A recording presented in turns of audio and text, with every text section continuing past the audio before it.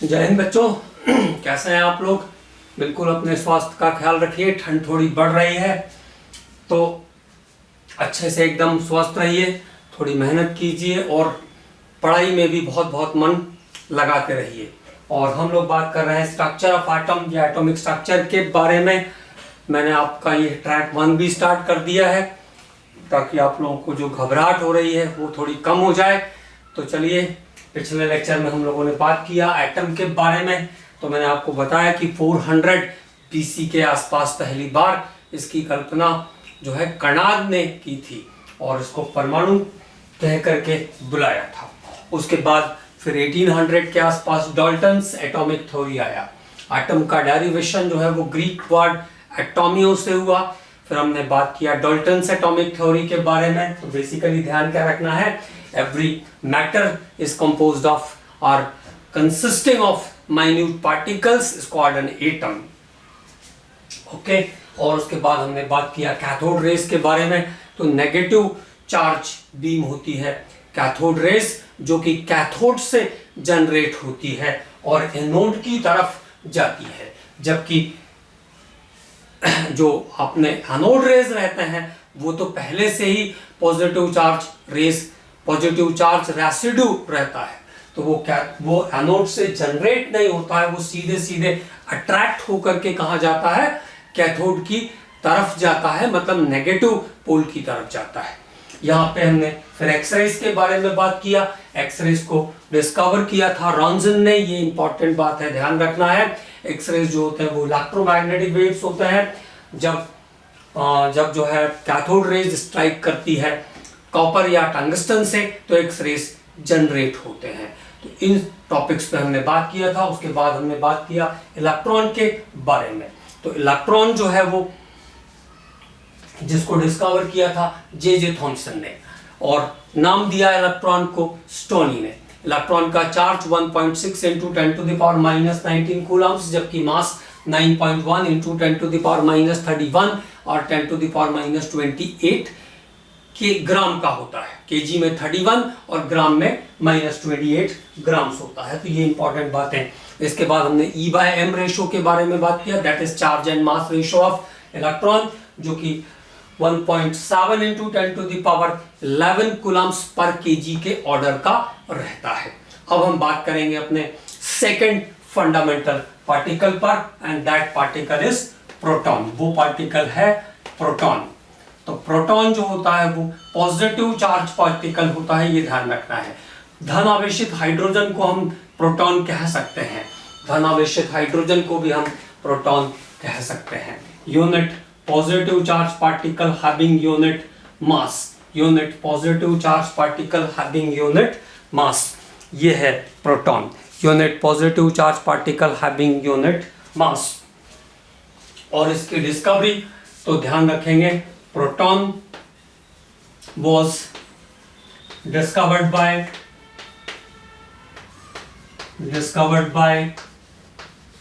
Eugene Goldstein ने proton को discover किया। Proton was discovered by Eugen Goldstein. Proton की खोज यूजिन गोल्डस्टिन के नाम से रिपोर्टेड है, ये बात आपको ध्यान में रखना है। Proton was reported by Eugen Goldstein. Proton की खोज यूजिन गोल्डस्टिन ने की। पॉजिटिव चार्ज पार्टिकल होते हैं प्रोटॉन्स। चार्ज ऑफ प्रोटॉन अगर देखेंगे हम तो चार्ज ऑफ प्रोटॉन क्या हो जाएगा, again as same as here is the positive sign, 1.6 × 10⁻19 coulombs is the charge of proton. अगर स्टैट यूनिट में लेते हैं हम तो 4.803 × 10⁻10 इलेक्ट्रोस्टैटिक यूनिट, स्थिर विद्युत मात्रक, ये प्रोटॉन का चार्ज है। अगर हम प्रोटॉन के मास की बात करते हैं, मास ऑफ प्रोटॉन, तो ये हो जाएगा आपके पास 1.673 × 10⁻27 ऑफ kg और 1.673 × 10⁻24 ग्राम। जब 1000 से मल्टीप्लाई होगा तो 3 से पावर कम हो जाएगी। तो ये हुआ प्रोटॉन का चार्ज और प्रोटॉन का मास। ठीक है, अब निकाल लेते हैं इसका E/m ratio. E/m ratio of protons. तो प्रोटॉन्स में हमें किन किन चीजों की जरूरत है उस टॉपिक पे हम बात कर रहे हैं। Proton, E/m ratio for proton, E/m ratio for protons कितना आ जाएगा? प्रोटॉन का चार्ज कितना हुआ? 1.6 इंटू 10⁻⁻19 कूलम्स, और मास को चाहे आप केजी में ले लो या ग्राम में ले लो, तो 1.673 into 10⁻⁻27 of KG. 1.673 into 10⁻⁻27 of KG is the mass of the proton. ये है प्रोटॉन का मास। अगर केजी में लेंगे तो ये पावर देखिए यहाँ ऊपर आएगी, 27 प्लस का हो जाएगा, और 8 पावर बचेगी। अगर मैं दोनों डाटा ऊपर नीचे को 1.6 कंसीडर कर लेता हूं तो अबाउट कितना आ जाएगा? 10⁸ आ जाएगा। 10⁸ कूलम्स पर केजी, मतलब ऑब्जेक्टिव में ये आंसर हो सकता है। और एग्जैक्ट जाओगे तो ये कटने के बाद आता है 0.958 इंटू 10⁸। तो जब 9.58 करोगे तो ये आ जाएगा 10⁷ कूलम्स पर केजी। तो ये प्रोटॉन्स का E/m रेशियो निकल जाएगा। मतलब E/m रेशियो की अगर हम बात कर रहे हैं तो प्रोटॉन का E/m रेशियो इलेक्ट्रॉन से कम आ रहा है। मतलब पार्टिकल जितना लाइटर होगा, जितना हल्का होगा, उसका चार्ज मास का रेशियो उतना ज्यादा आएगा। ये भी ध्यान रखना है, ये बात भी हमें ध्यान रखना है। अब हम बात करेंगे अगले पार्टिकल पर, and that next particle is neutron. अगला पार्टिकल है हमारा न्यूट्रॉन। तो न्यूट्रॉन्स जो होते हैं ये न्यूट्रल पार्टिकल होते हैं। न्यूट्रल पार्टिकल मतलब चार्जलेस होता है न्यूट्रॉन। तो neutrons are the neutral particles. इसको हम इंडिकेट करते हैं 0 and 1 से, unit mass with no charge, unit mass with no charge. तो न्यूट्रल पार्टिकल है neutron. Was discovered by James Chadwick. किसने डिस्कवर किया था इसको? जेम्स चैडविक ने डिस्कवर किया था। James Chadwick. When by bombardment, आप सीधे लिख देते हैं, by bombarded beryllium with alpha particles. Beryllium पर अल्फा पार्टिकल की बम्बार्डिंग करके न्यूट्रॉन्स को निकाला था जेम्स चैडविक ने पहली बार। तो by bombardment of beryllium with alpha particles. अब बेरिलियम का atomic number 4, atomic mass 9, alpha particles are similar with the fast moving helium nucleus। Alpha कण जो होते हैं वो तीव्रगामी हीलियम नाभिक के समान होते हैं, जिनका द्रव्यमान जो होता है वो 4 यूनिट का रहता है और चार्ज जो है वो 2 यूनिट का रहता है। तो alpha is similar with helium. Alpha particles किसके सिमिलर होते हैं? हीलियम के सिमिलर होते हैं। It gives an isotope of carbon 612। तो इससे 612 वाला कार्बन जनरेट होगा। तो 4 और 2 6, तो चार्ज पूरा 6 में से 6 चला गया तो 0, और मास 9 और 4 13, मास में से 1 बचा तो मास कितना आ जाएगा? 1। Here is the situation of neutron. तो न्यूट्रॉन कैसे आए? अल्फा पार्टिकल की बम्बार्डमेंट की गई जब बेरिलियम के ऊपर। When beryllium was bombarded by alpha particles then it gives neutron. तब यहाँ पे उत्पत्ति हुई न्यूट्रॉन की, और न्यूट्रॉन को डिस्कवर किया जेम्स चैडविक ने। ये इंपॉर्टेंट बात है, यहाँ पे इसको ध्यान रखना है। अब बात कर लेते हैं इसके चार्ज की और मास की। तो चार्ज इस पे कुछ होता नहीं है, मास की बात कर लेते हैं। मास ऑफ न्यूट्रॉन्स हालांकि वो प्रोटॉन के बराबर ही रहता है, लेकिन थोड़ा सा ये ध्यान रखना है, 1.676 कर देता हूं इसको, इंटू 10⁻⁻27 ऑफ kg, और 1.676 इंटू 10⁻24 ऑफ ग्राम। ये हुआ आपका न्यूट्रॉन का मास। ये मैंने इसलिए बताया ताकि आप ये ध्यान रख पाओ कि neutron is the heaviest fundamental particle, heaviest fundamental particle, heaviest fundamental particle. In particles में सबसे भारी जो पार्टिकल है वो न्यूट्रॉन है। तो कभी अगर डायरेक्टली क्वेश्चन आएगा कि हैवीएस्ट फंडामेंटल पार्टिकल कौन सा है, तब आपका आंसर होगा न्यूट्रॉन, देन और योर आंसर इज न्यूट्रॉन। तो neutron is the heaviest fundamental particle. मौलिक कणों में सबसे भारी होता है न्यूट्रॉन, ये बात आपको ध्यान रखना है। मौलिक कणों में सबसे भारी होता है न्यूट्रॉन। हाँ, half life period of neutron is about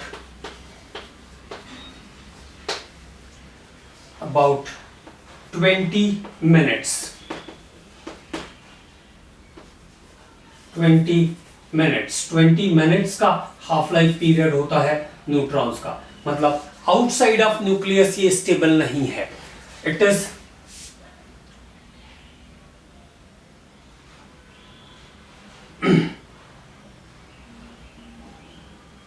outside of nucleus, outside of nucleus, outside of nucleus, it is stable, it is a stable only for 17 minutes। Nucleus के बाहर ये केवल 17 मिनट तक स्टेबिलिटी ले सकता है। न्यूक्लियस के बाहर न्यूट्रॉन स्टेबल नहीं है, हैवीएस्ट फंडामेंटल पार्टिकल होता है। और ये बेस्ट प्रोजेक्टाइल पार्टिकल भी है। जब कभी एक्सपेरिमेंट करने होते हैं तो वहां पे न्यूट्रॉन सबसे बेस्ट पार्टिकल होता है। जैसे हमें यूरेनियम को जब डिसइंटीग्रेट करना होता है तो हम स्लो मूविंग न्यूट्रॉन्स को यूज करते हैं for bombarding neutrons, slow moving neutrons on uranium. Uranium से जब एनर्जी निकालनी होगी तो स्लो मूविंग न्यूट्रॉन्स को हम यूज करते हैं। तो ये बात भी ध्यान रखना है। अब ये हो गए आपके इलेक्ट्रॉन, प्रोटॉन और न्यूट्रॉन्स। अब हम बात कर लेते हैं थोड़े से अदर पार्टिकल्स पर, उनकी लिस्टिंग कर लेते हैं। कभी उनके नाम आपको मैच द कॉलम या इस टाइप की चीजें, इस टाइप के जो क्वेश्चन होते हैं वहां पे आपको मिल सकते हैं। तो उनके बारे में भी हम थोड़ी थोड़ी बात कर लेते हैं। हमारे तीनों इंपॉर्टेंट पार्टिकल्स हो गए, ये ध्यान रखना है। अब बात करेंगे हम अदर पार्टिकल्स के बारे में। तो positron, simply you can say that the positive charge electrons are known as positron, जिसको एंडरसन ने डिस्कवर किया था। सिंबॉलिक रिप्रेजेंटेशन इलेक्ट्रॉन से बिल्कुल उल्टा, यहाँ पे पॉजिटिव चार्ज है जबकि इलेक्ट्रॉन के पास यहाँ नेगेटिव चार्ज रहता है। तो positive charge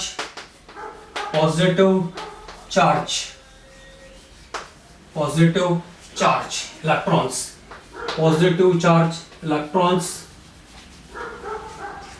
are known as positron। Positive charge electrons को हम पॉजिट्रॉन्स कहते हैं। Positive charge electrons are known as positron. Its mass is similar with mass of electron. इसका जो द्रव्यमान होता है वो इलेक्ट्रॉन के समान होता है। तो ये बात हुई पॉजिट्रॉन के बारे में। पॉजिट्रॉन के बाद और पॉजिट्रॉन को डिस्कवर किया था एंडरसन ने, वो पॉइंट भी नोट कर लेते हैं हम लोग। तो positron was known as positive charge electrons are known as positron. और पॉजिट्रॉन को का जो मास है वो इलेक्ट्रॉन के मास के सिमिलर होता है। Positron was positron was discovered by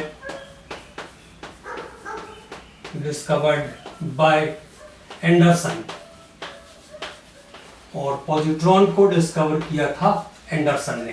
अगली बात, एंटी प्रोटॉन जैसा नाम है, negative charge proton.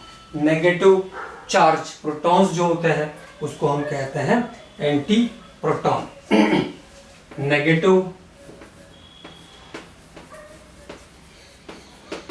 Charge protons को हम कहते हैं anti proton. Its mass is similar with mass of proton। इसका जो द्रव्यमान है वो प्रोटॉन के समान होता है, प्रोटॉन्स के सिमिलर होता है मास। was discovered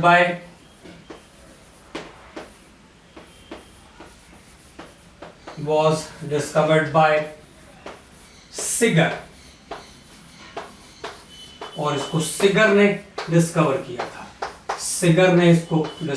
था। तो was discovered by सिगर, it is about anti protons. ये बात हुई एंटी प्रोटॉन्स की। तो दो पार्टिकल हो गए, पॉजिट्रॉन, पॉजिटिव चार्ज इलेक्ट्रॉन्स को पॉजिट्रॉन कहते हैं, और पॉजिट्रॉन का मास जो है वो इलेक्ट्रॉन के मास के सिमिलर होता है। एंटी प्रोटॉन्स का मास प्रोटॉन के मास के सिमिलर होता है। एंटी प्रोटॉन्स जो होते हैं वो नेगेटिव चार्ज होते हैं। पॉजिट्रॉन को डिस्कवर किया एंडरसन ने, और एंटी प्रोटॉन्स को डिस्कवर किया सिगर ने। तो एंटी प्रोटॉन्स की डिस्कवरी रिलेटेड है सिगर से। इसके बाद न्यूट्रिनो जिसको फ्रीक्वेंसी जैसा साइन लगाते हैं, neutrino was discovered by polling. कई जगह पे ये उल्टा सीधा लिखा हुआ है, लेकिन इसको डिस्कवर किया था पॉलिंग ने, ये ध्यान रखना है। was discovered by polling. it is chargeless massless particles, और ये चार्जलेस massless particles होते हैं न्यूट्रिनो। इसके बाद अगली बात आएगी मिसॉन्स की। मिसॉन्स बड़े इंपॉर्टेंट पार्टिकल हैं। मिसॉन्स इंटस्टेनियस पार्टिकल होते हैं, क्षणिक होते हैं, मतलब जब आवश्यकता होती है तब उत्पन्न होते हैं मिसॉन्स। तो मिसॉन्स जो होते हैं वो इंटस्टेनियस पार्टिकल होते हैं, क्षणिक होते हैं, आवश्यकता होने पर ही केवल उत्पन्न होते हैं। ओके, तो ये मिसॉन्स के बारे में इंफॉर्मेशन। और मिसॉन्स को डिस्कवर किया युकावा ने। was discovered by Japanese scientist Yukawa ने मिसॉन को डिस्कवर किया था। It is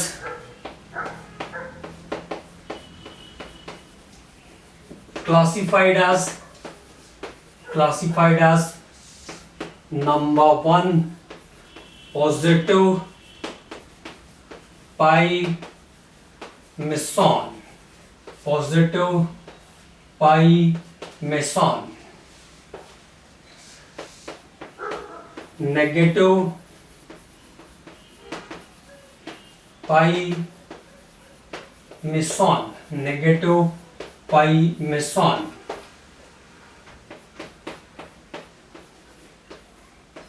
neutral pi meson,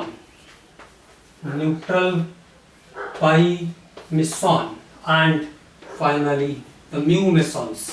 ये म्यू का साइन है, तो म्यू मेसॉन्स इस तरीके से हम क्लासिफाई करते हैं मिसॉन्स को। और मिसॉन्स मैंने बताया कि क्षणिक होते हैं, आवश्यकता पड़ने पर उत्पन्न होते हैं, और इनका काम क्या होता है? Basically it is related with the stability of nucleus. Mesons का जो रिलेशन है वो न्यूक्लियस की स्टेबिलिटी से है। mesons are responsible for the stability of the nucleus. mesons, थोड़ी सी और बात कर लें। mesons आर related with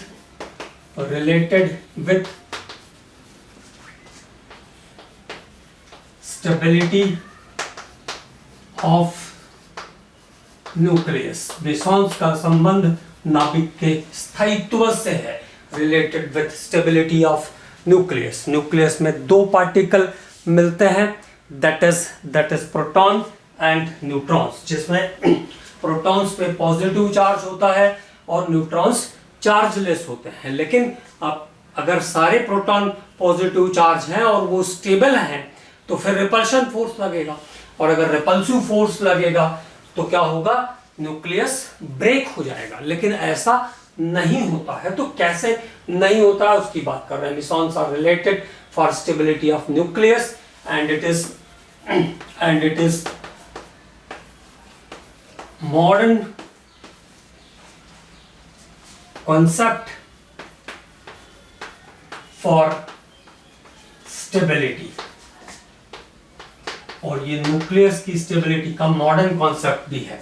तो प्रोटॉन्स जो होते हैं वो पॉजिटिव चार्ज हैं, अगर ये एक नेगेटिव पाई मेसॉन को गेन करेंगे तो इनका चार्ज न्यूट्रल हो जाएगा, और न्यूट्रॉन्स अगर पॉजिटिव पाई मेसॉन को गेन करेंगे तो इनका चार्ज वापस से पॉजिटिव हो जाएगा। तो neutrons and protons are the interconvertible particle. Neutron और प्रोटॉन इंटर कन्वर्जेबल पार्टिकल्स होते हैं, और ये दोनों चार्ज मेसॉन को एब्सॉर्ब करके एक दूसरे में कन्वर्ट होते रहते हैं, जिसके कारण न्यूक्लियस को स्टेबिलिटी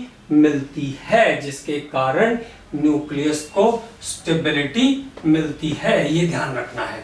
तो neutrons and protons are inter convertible by change of charge mesons। Neutrons and protons are inter convertible by exchange of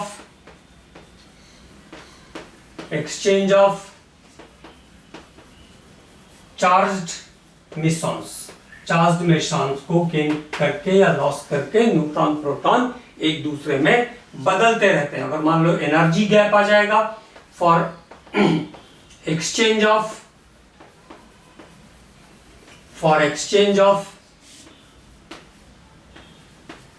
neutral pi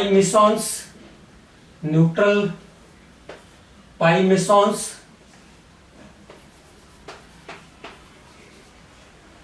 for exchange of neutral pi mesons,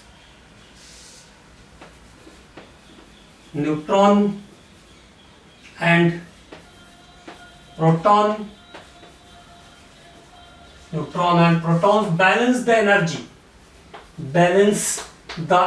और अगर energy gap आएगा तो क्या करेंगे, charged मेसॉन्स की जगह अब neutral पाई meson को एक्सचेंज करेंगे। न्यूट्रल पाई मेसॉन को एक्सचेंज करके ये अपने एनर्जी गैप को बराबर कर लेते हैं। जो एनर्जी का चेंज होगा उसको बराबर कर लेंगे। दो और इंपॉर्टेंट बातें यहाँ पे हम करेंगे, उसके बाद फिर एटॉमिक मॉडल्स पे आगे चलेंगे। तो देखो, स्टेबिलिटी के लिए आपको क्या ध्यान रखना है। For stability of nucleus,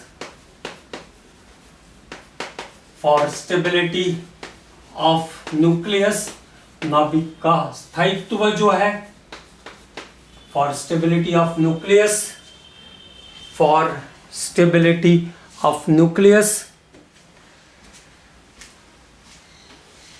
the ratio of neutrons and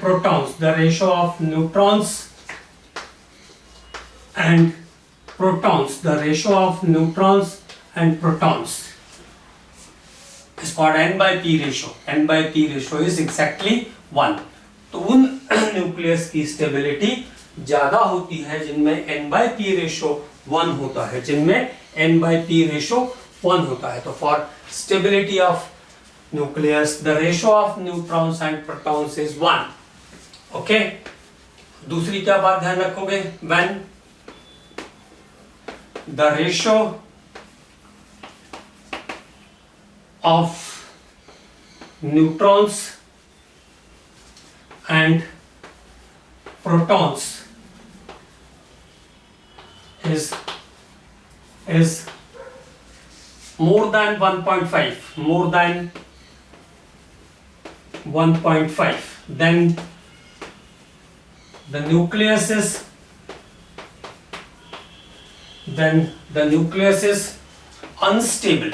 अगर ये n/p रेशो 1.5 से बड़ा हो रहा है तो वहां पे न्यूक्लियस कैसा हो जाएगा, अनस्टेबल हो जाएगा। The nucleus is unstable and it is radio active element. और ऐसे एलिमेंट को हम क्या कहेंगे, रेडियो एक्टिव एलिमेंट कहेंगे। इसको हम क्या कहेंगे, रेडियो एक्टिव एलिमेंट्स कहेंगे। It is called radio active elements. जैसे मान लो यूरेनियम है 92, 235 इज द यूरेनियम। तो न्यूट्रॉन्स कितने हुए, 235 में से 92 माइनस कर दो, atomic mass minus atomic number, atomic mass minus atomic number is called is the calculation of n/p ratio, is the calculation of n/p ratio। 143 आ जाएगा, 143 डिवाइडेड बाय 92 तो 1.55 आ जाएगा।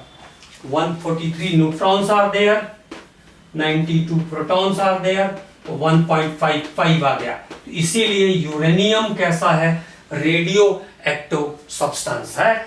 ये बात हम जस्टिफाई कर सकते हैं। तो जहां पर n/p रेशो एग्जैक्टली 1 या उसके आसपास रहेगा तो वहां न्यूक्लियस स्टेबल रहेगा, और जब ये वैल्यू 1.5 को एक्सीड करेगी तो वो एलिमेंट कैसा हो जाएगा, रेडियो एक्टिव हो जाएगा। वो एलिमेंट कैसा होगा, रेडियो एक्टिव हो जाएगा, क्योंकि वहां पर कभी ना कभी बहुत सारे प्रोटॉन्स इकट्ठा होंगे न्यूट्रॉन्स में जाने के लिए और मिसॉन मिल नहीं पाएंगे। तो उस कंडीशन में न्यूक्लियस ब्रेक कर जाएगा, और ऐसे एलिमेंट को हम कहते हैं radio active element. This type of element is called radio active element. अब बात करते हैं हम एटॉमिक मॉडल्स। तो पार्टिकल्स के बाद अब हम लोग बात करते हैं एटॉमिक मॉडल्स के बारे में। Let's discuss about atomic models. Atomic models में सबसे पहले हम बात करेंगे Thomson's atomic model. Thomson's atomic model, और थॉमसन्स एटॉमिक मॉडल को हम राज़न पुडिंग मॉडल या प्लम पुडिंग मॉडल भी, वाटरमेलन मॉडल भी कहते हैं। थॉमसन्स एटॉमिक मॉडल को राज़न पुडिंग मॉडल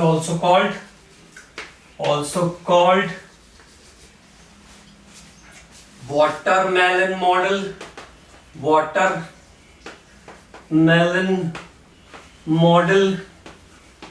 और राज़न पुडिंग मॉडल। इसके थ्रू थॉमसन ने क्या बताने की कोशिश किया, तो इसके थ्रू थॉमसन ने ये बताने की कोशिश किया कि जो एटम है वो स्फेरिकल है, वो वृत्ताकार है, गोलाकार है, स्फेरिकल है, और साथ में जितना भी वाटरमेलन का रेड पार्ट होता है, जो मास है रेड पार्ट का, जो मास है वाटरमेलन का रेड पार्ट, वो एटम के मास के सिमिलर होगा। और जितने भी उसमें सीड्स होते हैं मे बी यूनिफॉर्मली और ununiformly distributed and it maintain the electrical neutrality. ये क्या करते हैं, जो भी पॉजिटिव चार्ज है उसकी न्यूट्रलिटी को मेंटेन करते हैं, जो भी पॉजिटिव चार्ज है उसकी न्यूट्रलिटी को मेंटेन करते हैं। तो red part is like mass of atom and seeds are like electrons, seeds are like negative charge। तो ये कुल मिलाकर के थॉमसन मॉडल से रिलेट करता है। क्या बताया? बेसिकली बताया इलेक्ट्रिकल न्यूट्रलिटी के बारे में, विद्युत उदासीन होता है परमाणु, ये बात थॉमसन ने प्रूव किया था। तो थॉमसन का जो मॉडल है उसको हम क्या कहते हैं? वाटरमेलन मॉडल और राजिन पुडिंग मॉडल। बहुत ज्यादा काम की चीजें नहीं है, बस ये ध्यान रखना है कि थॉमसन के अकॉर्डिंग क्या था, इलेक्ट्रिकल न्यूट्रलिटी एटम की मेंटेन रहती है, और जितना वाटरमेलन का रेड पार्ट है, जो मास वाला मेन हिस्सा है, वो क्या है, वो शो करता है पॉजिटिव चार्ज को, और जितने सीड्स हैं, जो इलेक्ट्रॉन हैं, जो सीड्स हैं वाटरमेलन के, वो शो करते हैं नेगेटिव चार्ज को। तो जो काम की बातें हैं उसको हम नोट कर लेते हैं। Atom is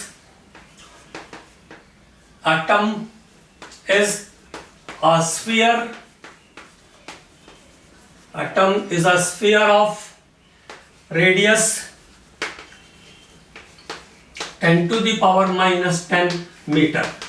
Radius of 10 to the power minus 10 meter. परमाणु स्फीयर है, गोलाकार है, और इसकी त्रिज्या जो होती है वो 10 की पावर माइनस 10 मीटर के आसपास होती है, 10 की पावर माइनस 10 के आसपास होती है। in which positive charge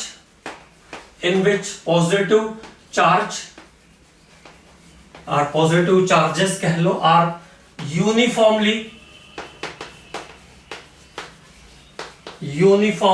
distributed. Positive charges are uniformly distributed, जिसमें धनावेश जो है समान रूप से वितरित होते हैं। Positive charges are uniformly distributed, and electrons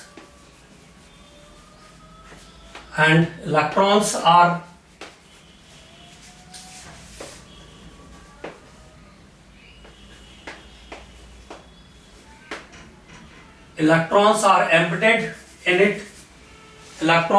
embedded in it more or less uniformly.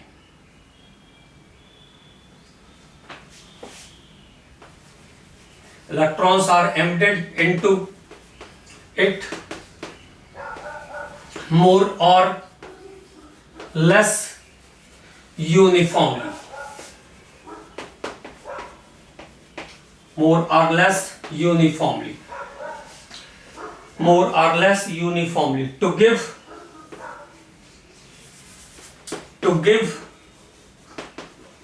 most stable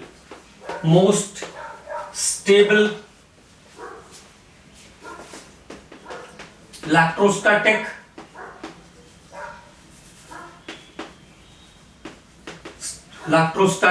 arrangement। तो ये है थॉमसन का प्लम पुडिंग मॉडल या वाटरमेलन मॉडल का इंपॉर्टेंट हिस्सा। ठीक है, तो atom is a sphere of radius of 10 to the power minus 10 meter. The positive charges are uniformly distributed and electrons are embedded into it more or less uniformly to give most stable electrostatic arrangement, जिससे most stable electrostatic arrangement आ जाता है। It is related with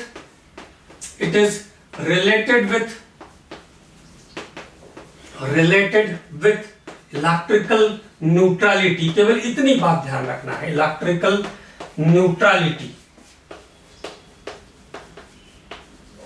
ये विद्युत उदासीनता से को प्रदर्शित करता है, विद्युत उदासीनता को प्रदर्शित करता है, मतलब एटम इलेक्ट्रिकली न्यूट्रल होते हैं, ये इस बात को बताता है। It is related with electrical neutrality. लेकिन एक खास बात ध्यान रखेंगे कि मास चारों तरफ बराबर वितरित होता है, कंप्लीटली डिस्ट्रीब्यूटेड होता है, ये बात भी कहा था, जो कि अगले ही मॉडल में खत्म हो जाएगा अपने आप, जब हम बात करेंगे रदरफोर्ड्स न्यूक्लियर एक्सपेरिमेंट की, तो ये बात अपने आप फिनिश हो जाएगी। अब बात करते हैं हम अगले मॉडल पर। It is related with the Rutherford's nuclear experiment. तो अब हम बात करेंगे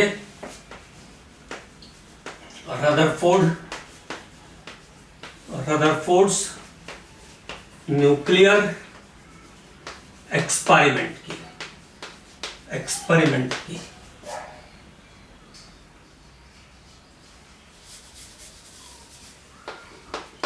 रदरफोर्ड्स न्यूक्लियर एक्सपेरिमेंट, रदरफोर्ड का नाभिक की प्रयोग। तो क्या क्या चीजें इसमें पहले ध्यान रखनी है। रदरफोर्ड ने क्या किया, for the experiment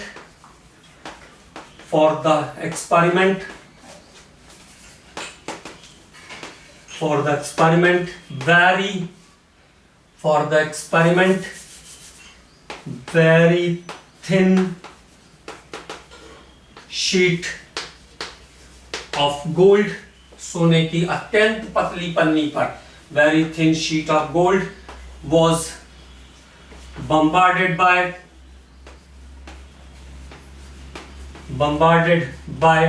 alpha particles. सोने की अत्यंत पतली पन्नी पर अल्फा कणों की बौछार किया। एक्सपेरिमेंट के लिए रदरफोर्ड ने क्या काम किया, very thin sheet of gold was bombarded by alpha particles.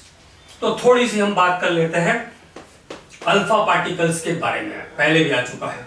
Alpha particles क्या होते हैं, तो alpha particles are similar with fast moving high energy helium nucleus, तीव्रगामी अति ऊर्जा वाले हीलियम नाभिक के समान होते हैं। तीव्रगामी अति ऊर्जा वाले हीलियम नाभिक के समान होते हैं, helium nucleus. It has 2 units of positive charge, मतलब अगर हम प्रोटॉन का चार्ज देखते हैं 1.6 into 10 to the power minus 19 Coulomb's, तो उसको 2 से मल्टीप्लाई कर दो, तो 2 units of positive charge, 2 units of positive charge, 2 units of positive charge, and its mass is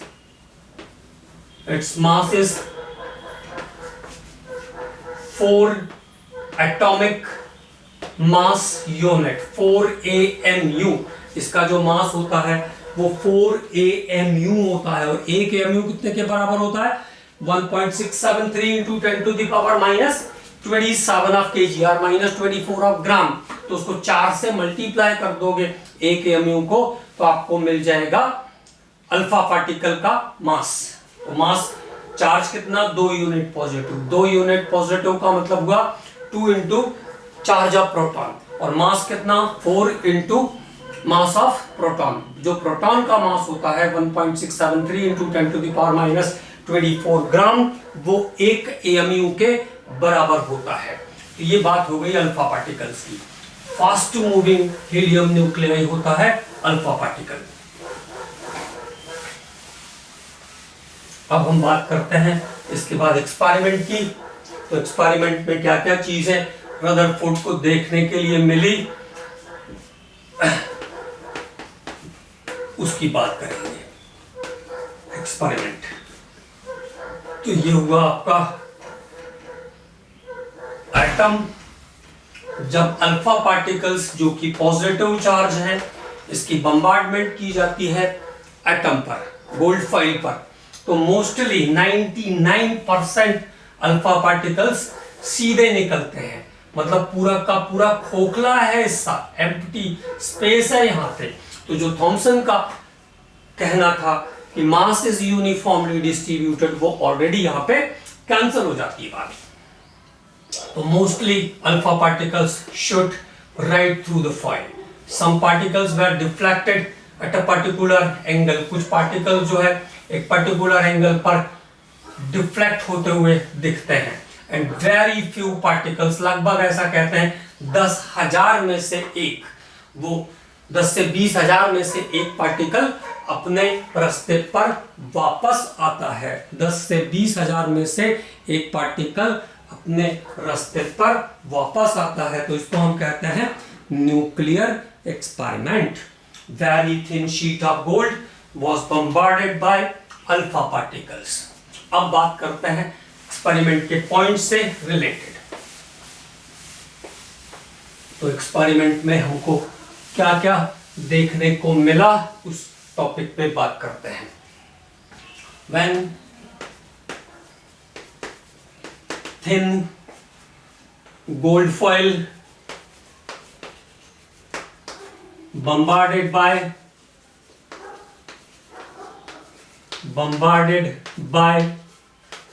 alpha particles, जब सोने की अत्यंत पतली पन्नी पर अल्फा कणों की बौछार की जाती है। नंबर 1 क्या देखने को मिला? मोस्टली लगभग 99% alpha particles, 99% alpha particles, 99% alpha particle pass through the foil.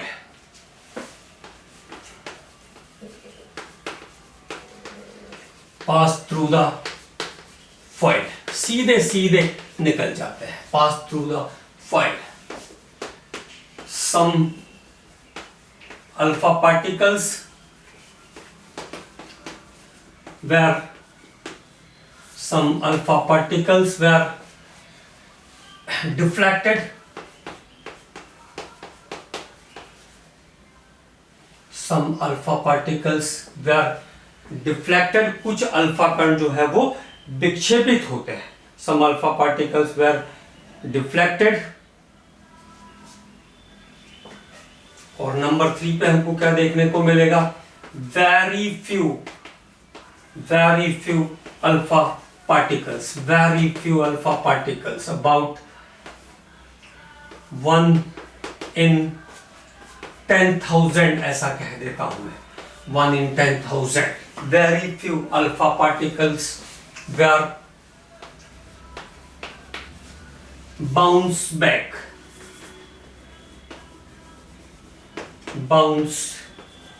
और अत्यंत कम संख्या में अल्फा कण अपने ही मार्ग पर वापस लौट आते हैं, मतलब 180 डिग्री पर वापस चले आते हैं। तो 3 चीजें हमें देखने को मिली। When thin gold foil bombarded by alpha particles, mostly alpha particles passes through the foil, somewhere get deflected at an angle, and very few alpha particles were turned back. Very few alpha particles were turn back, अत्यंत कम संख्या में alpha कण सीधे वापस लौट आते हैं। अब इसको कंक्लूड कर लेते हैं, क्या क्या चीजें देखने को मिली। तो mostly alpha particles should write through the foil, अधिकांश अल्फा कण कैसे हुए? सीधे निकल गए। तो mostly alpha particles should write through the foil. क्यों भैया? Because of empty space, because of empty space। तो पहली बात क्या हुई? Mostly alpha particles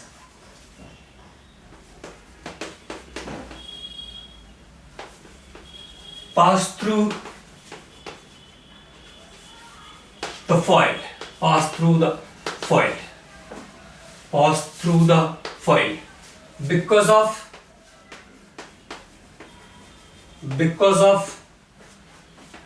presence of empty space, क्योंकि बहुत सारा जो जगह है एटम का वो खोखला है, वो खाली है। because of empty space। Number 2 पे हमें क्या देखने को मिला? Some alpha particles were get deflected। तो देखो एटम का जो सेंटर है वो पॉजिटिव चार्ज होता है, बाद में पता चलेगा, क्योंकि अल्फा पार्टिकल्स भी प्लस चार्ज थे और यहां भी अगर प्लस चार्ज होगा तो जैसे एक प्लस प्लस के फील्ड में आएगा तो क्या करेगा? उसको धक्का देके मुड़ा देगा, डिफ्लेक्ट कर देगा।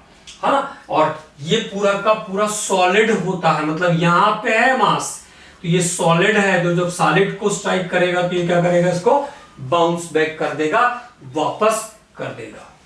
ठीक है, तो ये तीसरी चीज हमें देखने को मिल जाएगी तब। तो mostly alpha particles should ride through the foil or passes through the foil because of empty space. Number 2 is what?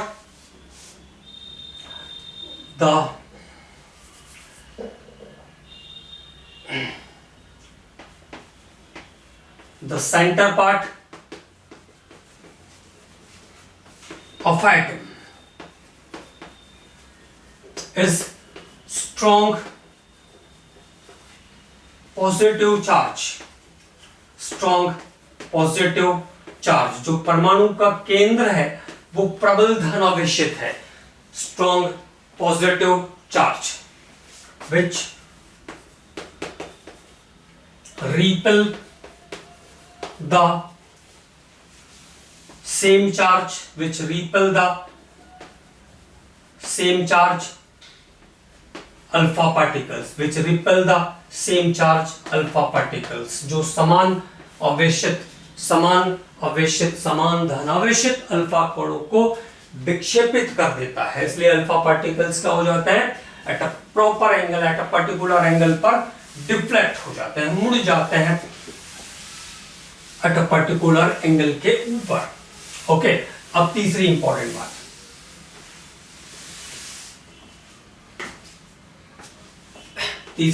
बात, क्या थी, some alpha particles were bounce back और टर्न बैक। तो बाउंस बैक क्यों हो जाएंगे, क्योंकि जो सेंटर है, जो न्यूक्लियस है, वो कैसा है, पॉजिटिव चार्ज है।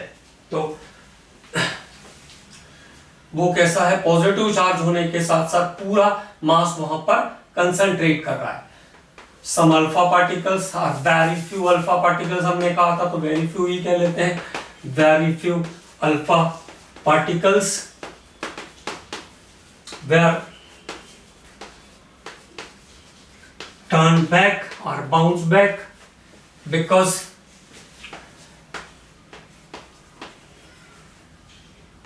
all the entire mass of atom, all the entire mass of atom is concentrated, all the entire mass of atom is concentrated in the center, when alpha particles strike to the solid mass, when alpha particles strike to the solid mass, it will be bounce back. तो जब alpha कण ठोस द्रव्यमान से टकराते हैं तो वो अपने ही मार्ग पर वापस लौट आते हैं, अपने ही मार्ग पर वापस लौट आते हैं। तो ये हुआ अल्फा पार्टिकल से रिलेटेड, अल्फा पार्टिकल एक्सपेरिमेंट या न्यूक्लियर एक्सपेरिमेंट से रिलेटेड इंपॉर्टेंट पॉइंट। अब हम बात करेंगे इसके बाद न्यूक्लियस के बारे में। तो न्यूक्लियस की जानकारी एटम के अंदर रदरफोर्ड ने दिया पहली बार, है ना। तो न्यूक्लियस नाभिक, strong positive charge, strong positive charge, center, strong positive charge, center part of atom, strong positive charge, center part of atom, it's called nucleus। धनावेशित, प्रबल धनावेशित, परमाणु के मध्य में उपस्थित प्रबल धनावेशित भाग नाभिक कहलाता है। Strong positive charge, centre part of the nucleus, centre part of the atom is called nucleus. in which neutrons and protons are present, neutron and protons are present, जिसमें न्यूट्रॉन और प्रोटॉन पाए जाते हैं, in which neutrons and protons are present. It is combinedly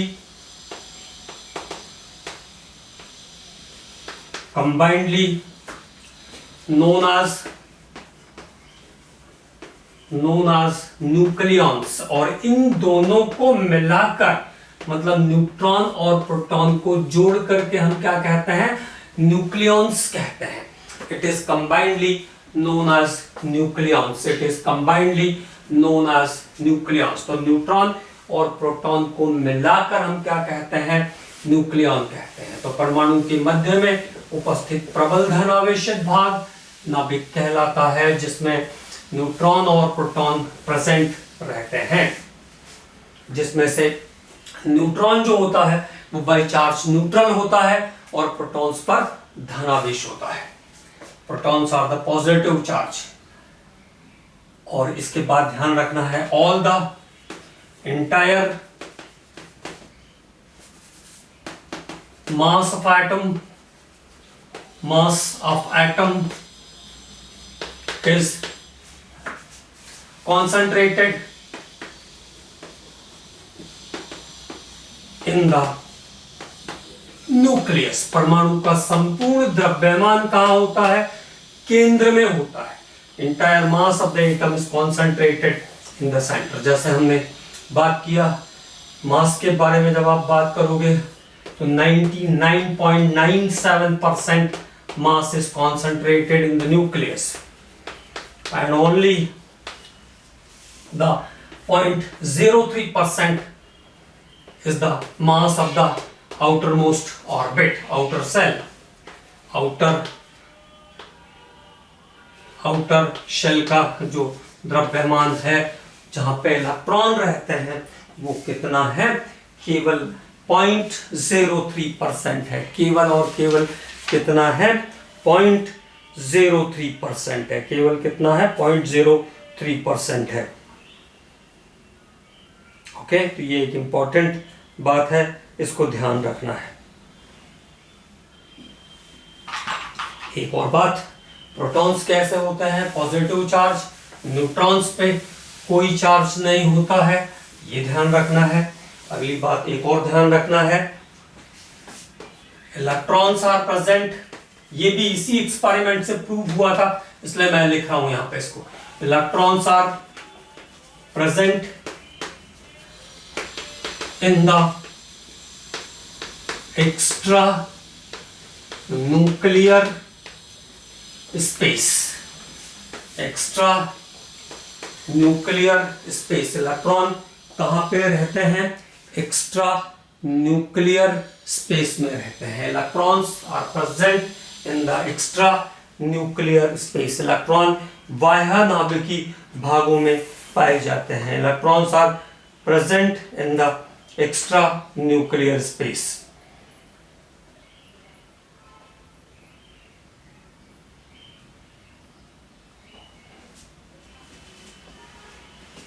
The centrifugal force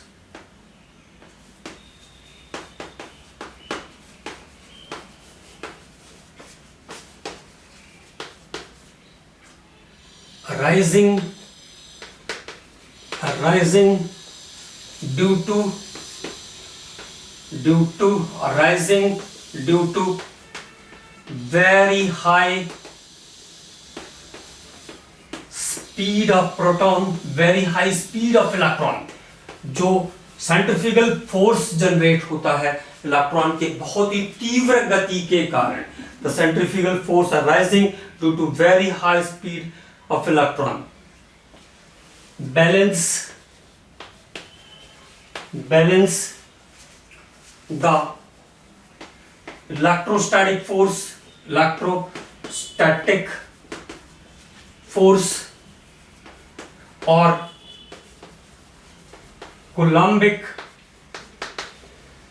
attraction force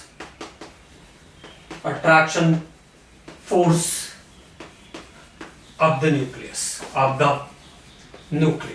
वो क्या करता है, Coulombic attraction force या इलेक्ट्रोस्टैटिक फोर्स ऑफ अट्रैक्शन को बैलेंस करता है। वो कूलम्बिक अट्रैक्शन फोर्स या इलेक्ट्रोस्टैटिक फोर्स को बैलेंस करता है।